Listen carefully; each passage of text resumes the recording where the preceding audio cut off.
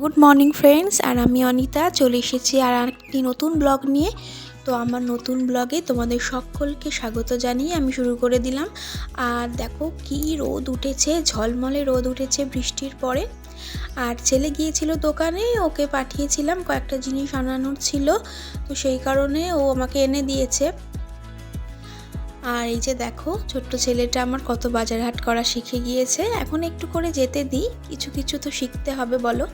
আর নিজের জন্য লস্যি কিনে নিয়ে এসেছে, আর এত গরম লাগছে, বলছে মা লস্যিটা এখনই খেয়ে নেবো, কিন্তু তুমি কিন্তু না করবে না।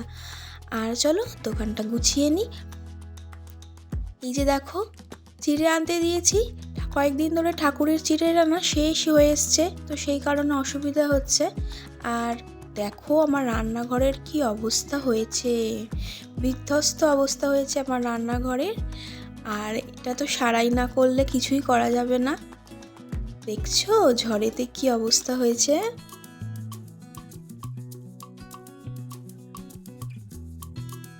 আমার রান্নাঘর ভেঙে গিয়েছে বলে আমার যে খুব অসুবিধা হচ্ছে তা কিন্তু নয়, কিন্তু ঝড়ে যাদের মাটির বাড়ি ভেঙে গিয়েছে বা চাল উড়ে গিয়েছে তাদের কিন্তু ভীষণই খারাপ অবস্থা। সে তুলনায় আমাদের কিন্তু কিছুই না, তাই না বলো? তাদের কিন্তু খুবই খারাপ অবস্থার মধ্যে দিয়ে যেতে হয়েছে। এখন ভাঙা অবস্থায় প্রাক রান্নাঘর, কারণ সারাই করতে গেলে অনেকটাই সময় সাপেক্ষ ব্যাপার। তো আমি পরে সময় বুঝে এটা ঠিক করে নেব। আর এই যে দেখো কেবিল থেকে লোক এসেছে, এখন সারাই করছে, কারণ প্রত্যেকটা তার ছিঁড়ে গিয়েছে, তো সে কারণে এসেছে। আর দেখো উনি আমাকে দেখছে, ভাবছে আমার ছবি তুলছে কেন। আসলে উনি তো বুঝতে পারছেন না যে আমি ভিডিও বানাচ্ছি, ভাবছে ওনার ছবি তুলছি। আর গতকাল রাত্রে না মায়ের বাড়ি থেকে এই পেঁপে গাছটা নিয়ে এসেছিলাম, আর রাতে ফিরেছি, সেই কারণে আর বসানো হয়নি। আর সকাল থেকে নানা কাজে ব্যস্ত হয়ে গিয়ে হয়নি, এখন হাত খালি পেয়েছি, তো চলো বাগানে গিয়ে গাছটা বসিয়ে নিই। না হলে যা রোদ উঠেছে গাছটা কিন্তু মরে যাবে, আর তখন বসালে কিন্তু আর বাঁচানো যাবে না।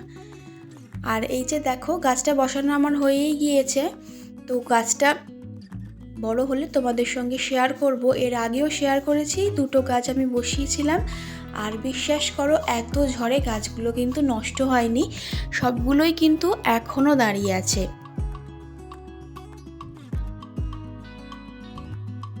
আর এরই মধ্যে মাছ নিয়ে চলে এসেছে আমাদের এক ভাই, আমাদের মাছ দেয়, তো ও নিয়ে এসেছে। আর এই যে দেখো সব বিক্রি হয়ে গেছে, এইটুকু কাতলা কাটা রয়েছে, আর রয়েছে চিংড়ি মাছ। আর তো আমি সেই কারণে ভাবলাম কি আর নেওয়া যায়, তো একটু কাতলা মাছ নিয়ে নিয়েছি, আর নিয়ে নিয়েছি এই চিংড়ি মাছ। আর চিংড়ি মাছটাও না আমাকে কেটেই দেয়, প্রত্যেকটা মাছই কেটে দেয় এবং ভীষণ ভালো মাছ কাটে। ওর কাছ থেকে মাছ নিলে আমার একটা নিশ্চিন্ত যে মাছ কাটাকাটির কোনো সমস্যাই থাকে না, এবং আমার কাজের চাপটাও কিন্তু অনেকটা কম করে দেয় ও। তো সেই কারণে কি করে জানো, আমাকে না প্রত্যেক দিন মাছ একটু বেশি চাপিয়ে দিয়ে যায়, আর বারণ করি আর কথা শোনে না, কি বলবো বলো তো। আর এই যে দেখো মাছ নিয়ে নিয়েছি, আর চলো মাছটাকে এখন ধুয়ে নেব। আর যে ভাই আমাদের মাছ দিয়ে যায়, ও কি করে জানো তো, প্রত্যেক দিন এসে বলে যে কাল আসবো না বৌদি, পরশু দিন আসবো না, কিন্তু এই বলে আমাকে বেশি মাছটা দিয়ে যায়, আর ঠিক কিন্তু চলে আসে। আর সেই কারণে ওর সঙ্গে আমার প্রত্যেক দিনই একটু খুঁটিনাটি ঝামেলা লেগে যায়।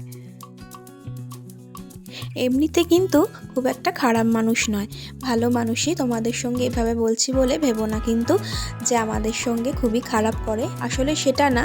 আসলে আমাদের সঙ্গে সম্পর্ক তো অনেক দিনে, আসলে আমরা মাছ নিই অনেক দিন, তো সেই কারণেই আমাদের সঙ্গে এরকম একটা ভালো সম্পর্ক গড়ে উঠেছে। আর মাছটা তো আমার ধোয়া হয়েই গেল, আর এতটা মাছ নিয়েছি, তো সেই কারণে সবটা তো আর করব না আজকে, সেই জন্য একেবারে ভালো করে ধুয়ে আর নুন হলুদ মাখিয়ে ফ্রিজে তুলে দেব। আর কি বলো তো, এতটা মাছ তো করা যাবে না, তো চলো আজকে কিছু করব আর কিছুটা অন্য দিন করব। তো যেই ভাবা সেই কাজ। আর এখন মাছগুলোকে ফ্রিজে তুলে দিচ্ছি। চিংড়ি মাছটা তো আজকে করবই না, কারণ চিংড়ি মাছটা অনেকটাই চাপিয়ে দিয়েছে, চিংড়ি মাছ তুলে রাখলাম। আর কাতলা মাছও আজকে 4 পিস করব, আর বাদ বাকি কিন্তু আমি ফ্রিজেতে তুলে দেব। আর আজ কিন্তু আমাদের রাঁধুনি চেঞ্জ হয়ে গিয়েছে বন্ধুরা। আজকে কিন্তু রাঁধুনি পাল্টে গিয়ে দেখো আমার হাজব্যান্ড কিন্তু আজকে রান্নাবান্না করছে। আমাকে আজকে রান্না থেকে ছুটি দিয়ে দিয়েছে। যেদিন বাড়ি থাকে সেদিন কিন্তু এরকমই করে, আমাকে অনেক কাজেই হেল্প করে। তো আজকে বললো যে আমি আজকে রান্নাটা করছি, তুমি অন্য কাজগুলো সেরে নাও। আর এই যে দেখো বন্ধুরা, ঘড়িটা বন্ধ হয়ে পড়ে আছে কাল থেকে। তো হাজব্যান্ডকে বললাম যে আগে তুমি কিন্তু ঘড়িটা ঠিক করে দাও, আমি যে ব্যাটারি আনিয়েছিলাম। তো ওই যে ও ঠিক করে দিচ্ছে। আমি কিন্তু বলেছি দেখো ঘড়ি না ঠিক হলে কিন্তু 6টার গাড়ি 9টায় ছুটলে আমায় কিন্তু কিছু বলতে পারবে না। সকালে ঘুম থেকে উঠে প্রচুর জামা কাপড় কিন্তু ভিজিয়ে দিয়েছিলাম। আর গত কয়েকদিন ধরে যা বৃষ্টি গিয়েছে সে কারণে কিন্তু জামা কাপড় আমার কাচা হয়নি। তোমরা অনেকেই জানো যে আমি কিন্তু রোজই কাচাকুচি করি, কিন্তু বৃষ্টির কারণে আমি করে উঠতে পারিনি। তো সেই কারণে সমস্ত জামা কাপড় যা যা জমেছিল সবটাই কেচে দিয়েছি। ছেলের জামা কাপড় একটু বেশিই পরে, কারণ ওর জামা কাপড়টাই কিন্তু একটু বেশি নোংরা হয়, খেলতে যায় তারপর ঘামে। তো সেই কারণে তো সব কাচাকুচি করে নিয়েছি এবং তাড়াতাড়ি তো করে নিয়েছিলাম। আর এখন সব শুকিয়ে গেছে, চলো সব তুলে ফেলি। আর হাজব্যান্ড ওদিকে রান্না করছে আর ছেলে কিন্তু ঘরেতে আছে, ও খেলা করছে। আর এই যে দেখো দুটো নাইটি আমার হাজব্যান্ড আমাকে কিন্তু এনে দিয়েছে গত পরশু দিন। তো ভাবলাম তোমাদের সঙ্গে শেয়ার করা যাক। একটা গোল গলা নাইটি এনে দিয়েছে, এই যে সামনে বোতাম দেওয়া, কালারটা বেশ ভালো, আমার বেশ ভালো লেগেছে। আর এটা এনেছে লাল কালোর মধ্যে, এটার প্রিন্টটাও বেশ আমার সুন্দর লেগেছে। তো তোমরা কমেন্টে কিন্তু জানাবে নাইটি দুটো কেমন হয়েছে আমার। আমি যাই কেনাকাটা করি সবই কিন্তু তোমাদের সঙ্গে শেয়ার করি, তো প্লিজ জানিও।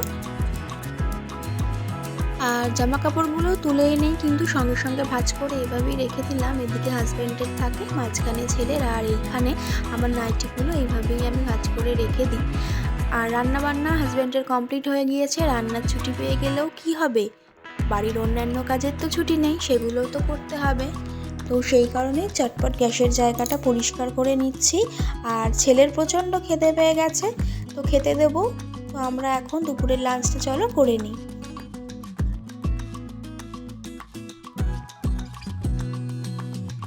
তো চলো ভাতটা বেড়ে নিই, ছেলের জন্য খিদে পেয়েছে প্রচণ্ড বলছে। আর এই যে দেখো শশা কেটে নিয়েছি প্রতিদিনের মতোই। আর মাছের তরকারি শুধু হয়েছে, আজকে সিম্পল মেনু, তেমন কিছু আজকে হয়নি। আর এই যে বড়মশাই যে রান্না করলো, দেখো ফাইনাল লুক। এরই মধ্যে কিন্তু অনেকটা সময় কেটে গিয়েছে আর এখন বাজে সন্ধে 6:30। আর আমি এখন ছেলের জন্য একটু টিফিন বানিয়ে নিচ্ছি, কারণ পড়ে থেকে চলে আসবে এক্ষুনি। আর বাবা আজকে আনতে গিয়েছে, তো ওর জন্য টিফিনটা বানিয়ে নিই।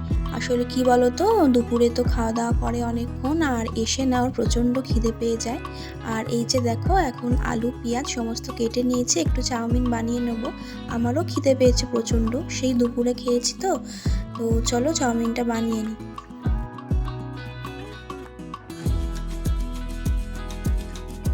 ছেলের আবার কি বলো তো, রোজ রোজ একই টিফিন দিলে কিন্তু পছন্দ হয় না। তো সেই কারণে আজকের একটু চাউমিন বানিয়ে দিলাম। অন্যান্য দিন কিন্তু কেক খায়, তারপরে জল বিস্কুট খায়, হরলিক্স বিস্কুট খায়, তো এগুলোই খাওয়ানো হয়। তো আজকের একটুখানি চাউমিন বানিয়ে দিলাম, আবার কালকে দেখি একটু সুজি করে দেব। আজকে রাতে আর রান্নাবান্না বিশেষ করতে হবে না।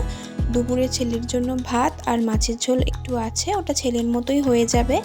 আর আমি আর আমার হাজব্যান্ড দুজনেই কিন্তু রুটি আর কি সবজি নিয়ে আসে দেখি, ওকে একটু সবজি আনতে বলেছি। তো সেই সবজি আনলে সেটা দিয়ে তরকারি বানিয়ে নেব। আর এই যে দেখো এখন ডিমটাও ফাটিয়ে দিয়ে দিলাম। আর আজকের কিন্তু করছি এগ চাউমিন। আর অন্যান্য দিন কিন্তু ভেজিটেবল থাকলে আর একটা দিই না, আজকে তেমন ভেজিটেবল নেই, সেই কারণে আজকে একটু এগ চাউমিন বানিয়ে নিচ্ছি।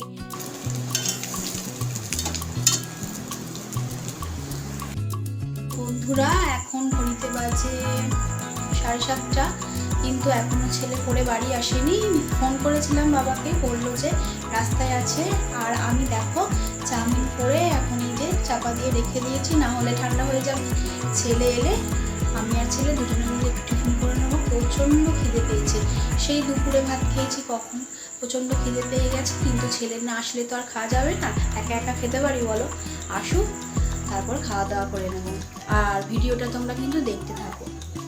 আর ছেলে চলে এসেছে অনেকক্ষণ, আর আমাদের টিফিন খাওয়াও হয়ে গিয়েছে। আর এখন বাসনগুলো ধুয়ে নিচ্ছি, কারণ এই যে ফেলতে থাকবো বাসন আর বেসিন ভর্তি হয়ে গেলে না একদম দেখতে ভালো লাগে না। আর আমার হাজব্যান্ড গেছে ট্রেনের টিকিট কাটতে। টিকিট কনফার্ম হয়ে গেলে তোমাদের জানাবো আমরা কোথায় বেড়াতে যাচ্ছি। ছেলের গরমের ছুটি শুরু হয়েছিল অনেক দিন আগেই, কিন্তু ট্রেনের টিকিটটা কনফার্ম হচ্ছিল না বলে না ঠিক কোথাও যেতে পারছিলাম না। ছেলেকে না এবার একটু পড়াতে বসতে হবে, তো সেই কারণে ভাবছি আটাটা মেখে রেখে গুছিয়ে নিয়ে তারপর পড়াতে বসবো, কারণ পড়াতে পড়াতে অনেকটাই সময় হয়ে যাবে।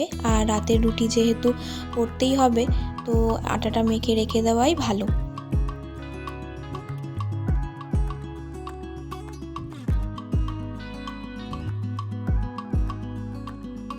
আর এরই মাঝে ছেলেকে পড়ানো আমার হয়ে গিয়েছে, আর এখন নিয়ে বসেছি প্রজেক্ট। ছেলের স্কুলে গরমের ছুটিতে অনেক প্রজেক্ট দিয়েছে, তো সেই কারণে আমি একটু এগিয়ে রাখছি, আর এরপর ছেলে এগুলো করে নেবে। আর চলো তোমাদের সঙ্গে শেয়ার করছি।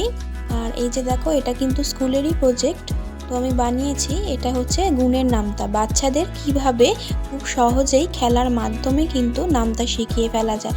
এইভাবে কিন্তু নাম্বার চেঞ্জ করতে হবে। আর এই দিকে দেখো, নামতাটা কিন্তু মুখস্থ করতে হবে, আর এই যে এইভাবে কিন্তু চেঞ্জ করে দেয়া যাবে। তো আমার মনে হয় গরমের ছুটিতে বাচ্চাদের হাতে ফোন না দিয়ে এইভাবেই যদি কিছু খেলা আমরা বানিয়ে দিই হাতে কলমে, বাচ্চাদের কিন্তু আমরা অনেকটাই এঙ্গেজ রাখতে পারবো মোবাইল আর টিভির থেকে, তাই না বলো? তো কেমন হয়েছে প্রজেক্টটা আমাকে কিন্তু জানিও তোমরা।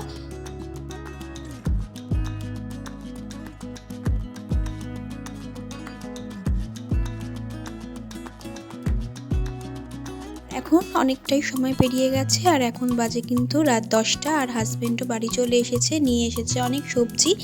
আর দেখো, কুমড়ো নিয়ে এসেছে, ভাবছি কুমড়োর তরকারি করে নিই, আর সেই কারণে কুমড়ো আর আলু কেটে নিয়েছি, আর এখন তরকারিটা বসিয়ে নেব। আগে যখন শীতকালে সবজি বাজার করে ফিরতো না, তখন ব্যাগ ভর্তি কিন্তু বাজার নিয়ে আসতো। আর দেখো, যেই একটু গরম পড়ে গেছে, সবজির দামও কিন্তু প্রচণ্ড বেড়ে গেছে, আর এখন কিন্তু এইটুকু বাজারেই আমাদের সন্তুষ্ট থাকতে হচ্ছে। আর ছেলের খাওয়া দাওয়া হয়ে গিয়েছে অনেকক্ষণ, ওকে খাইয়ে দিয়েছি, তখন 9:30 বাজে সেই সময়। আর এখন রুটিটা করে নিচ্ছি, হাজব্যান্ডকে খেতে দেবো, প্রচণ্ড খিদে পেয়ে গিয়েছে ওর। আর আজকের মতো ভিডিওটা এখানেই শেষ করছি। আর আমার চ্যানেল এখনও যারা সাবস্ক্রাইব করোনি, তারা প্লিজ সাবস্ক্রাইব করে লাইক কমেন্ট শেয়ার করে দিও। আর যারা সাবস্ক্রাইব করে রেখেছো তাদেরকে অসংখ্য ধন্যবাদ। তোমাদের মূল্যবান সময় বের করে আমার যে ভিডিও তোমরা দেখো, সেজন্য অনেক ধন্যবাদ। তো আজকের মতন টাটা।